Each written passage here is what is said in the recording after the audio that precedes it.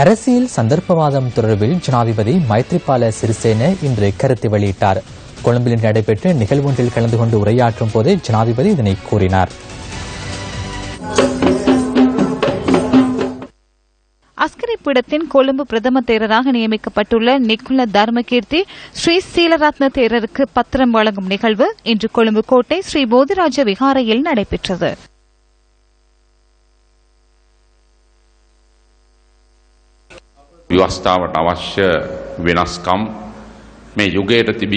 இந்த காலத்துக்கு பொருத்தமான விதத்தில் அரசியலமைப்பில் திருத்தங்களை மேற்கொள்வது தொடர்பில் நானும் பிரதமரும் பாராளுமன்றத்திலும் தெரிவித்துள்ளோம். எமது நாட்டின் அரசியலமைப்பில் உள்ள ஒன்றிணைந்த என்ற வசனம் நீக்கப்பட்டுள்ளதாக சிலர் கூறுகின்றனர். அத்துடன் அரசியலமைப்பில் பௌத்த தர்மத்திற்கு இருக்கும் இடத்தை இல்லாமல் செய்துள்ளதாக முன்னாள் சிரேஷ்ட அமைச்சர் ஒருவர் குறிப்பிட்டிருந்தார். எனினும் நான் இவ்வேளையில் ஒரு விடயத்தை கூற வேண்டும்.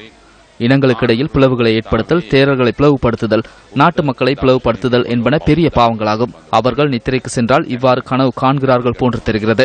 அவர்கள் கூறும் விதத்தில் இந்த அரசாங்கம் செயற்பட்டால் மிக விரைவில் புதிய அரசாங்கம் ஒன்றை உருவாக்க முடியும் என அவர்கள் நினைக்கலாம்.